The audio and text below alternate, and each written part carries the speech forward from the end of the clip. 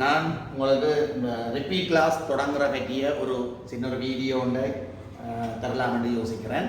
நான் உமாசங்கர் சார் என்று உங்களுக்கு தெரிஞ்சிருக்கும். நான் யாழ்ப்பாணம் சயின்ஸ் ஸ்கூல், நெல்லியடி ஈகோன், கொழும்பில் வெள்ளவத்த சிற்றாடல், அதேமாதிரி கோட்டையினா ராஜேஸ்வரியில் என்னட்ட படித்தாக்கள் நிறைய பேர் இருப்பீங்கள். இப்போ நான் ஒரு ஜூம் கிளாஸ் ஸ்டார்ட் பண்ணியிருக்கிறேன் ரிப்பீட்டுக்கு. நம்ம ரிப்பீட் கிளாஸ் சம்பந்தமான விவரங்களை தான் இதில் தரப்பட்டிருக்கு. இந்த கிளாஸ் சாட்டர்டே, சண்டே, மண்டே ஆகிய 3 நாட்களும் நடக்கும். அது இரவில் 9 தொடக்கம் 10:15 வரை நடக்கும்.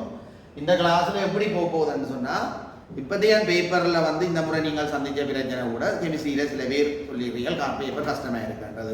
ஒரே காரணம் என்னென்னா, இப்போ இருக்கிற நியூ சிலபஸ் விஷயங்களை நாங்கள் தெளிவாக கற்காமல் சும்மா பாஸ் பேப்பரையே பழைய வெளியே எடுத்து செய்துட்டு போகிறது தான் இந்த பேப்பர் கடினமாக இருக்கிறதுக்குரிய ஒரு காரணம்.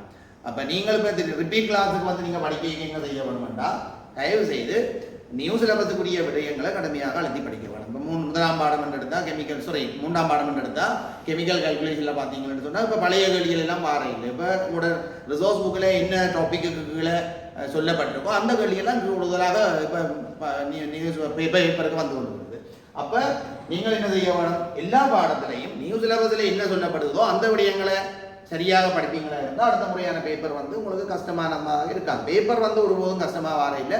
நாங்கள் படிக்காத பகுதிகளுக்குள்ள கேள்விகள் நிறைய வரும் பொழுதோ அந்த பேப்பர் என்னவாக இருக்குன்னா கடினமாக இருக்குது. இப்போ இண்டஸ்ட்ரியல் கெமிஸ்ட்ரியில் கூட கேள்விகள் வருகிறது. கேள்விகள் வரையில இண்டஸ்ட்ரியில தெளிவாக படிக்காமல் போனால் அந்த பேப்பர் என்னவாக இருக்குமெண்டா கடினமான பேப்பராக மாறும். அப்போ இந்த ஒரு பேப்பரும் கடினமானது என்று சொல்கிற அளவுக்கு அங்கே ஒன்றுமே புதுசான விடயங்கள், தெரியாத விடயங்கள் ஒன்றும் வந்ததாக இல்லை. அப்போ உங்களுக்கு இந்த ரிப்பீட் கிளாஸ் இந்தந்த டைமில் நடக்க போதோ இந்த டைமில் முதலாவதாக நான் என்ன செய்வேன்னா, ஒரு பாடத்தை எடுத்தால் அது சம்பந்தமான நியூ சிலபஸுக்குரிய தியரி இல்லாதையும் உங்களுக்கு ஷார்ட் நோட்ஸாக தருவேன். அது சம்பந்தமாக செய்து கொண்டு தான் பேப்பருக்குள்ளே வருவேன். பேப்பர்லையும் பாஸ் பேப்பரில் நாங்கள் சில கேள்விகள் விடலாம். பழைய கேள்விகள் எல்லாம் செய்து கொண்டு போக மாட்டேன். ஆனால் பாஸ் பேப்பர் தொகுப்பு உங்களுக்கு தருவேன். அதில் சில தேவையில்லாத கேள்விகளை நாங்கள் விட்டுட்டு செலக்ட் பண்ணி இப்போதைய சிலபஸுக்கு ஏற்ற மாதிரியான கேள்விகளை நாங்கள் செய்து கொண்டு போனோம்னு சொன்னால் அடுத்த எக்ஸாம் நல்ல சக்ஸஸாக வரும். அப்போ இதுதான் ரிப்பீட் கிளாஸுக்குரிய டைம் டேபிள். இதுதான் என்னுடைய டெலிஃபோன் நம்பர். இதுக்கு நீங்கள் ஜாயின் பண்ண விரும்புகிறார்கள், இதுக்கு வாட்ஸ்அப் பண்ணுங்க. வாட்ஸ்அப் பண்ணுறது மூலம் மேலதிக தகவல்கள் எதுவும் தேவைப்பட்டால் அறிந்து கொள்ளலாம். அப்படி நீங்கள் ரிப்பீட் கிளாஸுக்கு ஜாயின் பண்ணுறாங்க ஜாயின் பண்ணலாம். அடுத்தது இங்கிலீஷ் மீடியக்காரருக்கு கொழும்பில் மட்டும் நேரடியாக ஒரு ரிப்பீட் கொண்டு தொடங்க போகிறேன். அது மண்டே, டியூஸ்டே, வென்ஸ்டே. அது மார்னிங் 8:30 to 10:30 நடக்கும். அதுவும் இதே மாதிரி தான் ஃபுல்லாக ரிவிஷன் தியரி செய்து அதனூடாக தான் நீங்கள் அங்கால கொண்டு போகலாம். அதே நேரம் இங்கிலீஷ் மீடியக்காரருக்கு ஒரு சான்ஸ் ஒன்று இருக்குது. இப்போ 25 பேஜுக்கு ஆர்கானிக் முடிஞ்சது.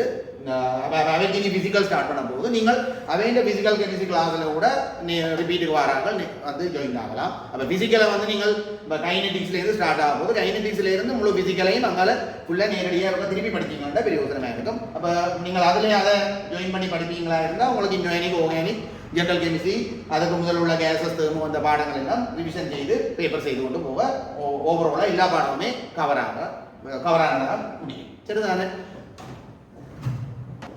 அடுத்ததாக 2026 பேட்சுக்கு இப்போ என்ன போகிறதுன்னு நீங்கள் இப்போ கேட்பீங்கள்டா கண்டு இந்த வீடியோ பார்த்தோம்னா கேட்பீங்க 26க்கு என்ன போகுதுன்னா, 26க்கு தியரியும் பேப்பர் கிளாஸும் இருக்குது. 3 தியரி கிளாஸ் இருக்குது. அதில் இப்போ யூனிட் 1 முடிஞ்சது. யூனிட் 2லையும் கடைசி பகுதி ஒன்று இருக்குது, அது மட்டும் இருக்குது. யூனிட் 3யும் முடிகிற தருவாய்க்கு போயிட்டுது. இனி யூனிட் 2க்கு மட்டும் பேப்பர் கிளாஸ் இருக்குது. யூனிட் 3க்கும் பேப்பர் கிளாஸ் இருக்குது. யூனிட் 1 பேப்பர் கிளாஸ் முடிஞ்சது. அதான் இந்த டைம் டேபிள் இதில் நான் தந்துருக்கிறேன் பாருங்க.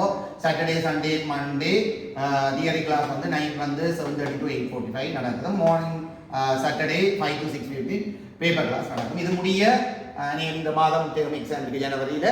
அது முடிய அங்கே கேசஸ், தெர்மோ இந்த பாடங்கள் எல்லாம் அதுக்கு ஸ்டார்ட் ஆகும். சரிதானே? அதே மாதிரி 2025 பேட்சுக்கு தியரி கிளாஸ் தமிழ் மீடியம் என்ன போகுதுன்னா, அவைக்கு 2 நாள் கிளாஸ் நடக்கும். ஒன்று மார்னிங் மண்டே 5 to 6:15, அதே மாதிரி டியூஸ்டேயும் 5 to 6:15. அதில் ஆர்கானிக் கெமிஸ்ட்ரி போகுது. ஆர்கானிக் கெமிஸ்ட்ரி இப்போ பென்சீன் முடிகிற நிலைமையில இருக்குது. ஆர்கானிக் கெமிஸ்ட்ரி முடிய ஃபிசிக்கல் ஸ்டார்ட் ஆகும். ரிப்பீட் கிளாஸில் ஜாயின் பண்ண விரும்புகிறார்கள், இந்த டிஸ்கிரிப்ஷனில் ஒரு லிங்க் கொண்டு கொடுத்துருக்குறேன். அந்த லிங்கை பயன்படுத்தி வாட்ஸ்அப் குரூப்பில் ஜாயின் ஆகும்போ அதில் உங்களுக்கு மேலதிகமான தகவல்கள் அப்டேட் பண்ணி கொள்ளுவேன். சரிதானே? வேறு நான் உங்களுக்கு ஒன்று சொல்கிறதுக்கு இந்த எல்லா விடயங்களும் சொல்லிட்டேன். எல்லாரும் என்னோட ஜாயின் ஆகும்போ உங்களுக்கு அடுத்த எக்ஸாம் பேப்பர் பயங்கர சக்ஸஸாக வரக்கூடிய மாதிரி இலகுவாக வரக்கூடிய மாதிரி நான் உங்களை கொண்டு போய் விடுவேன் என்ற நம்பிக்கை எனக்கு இருக்கு. நன்றி.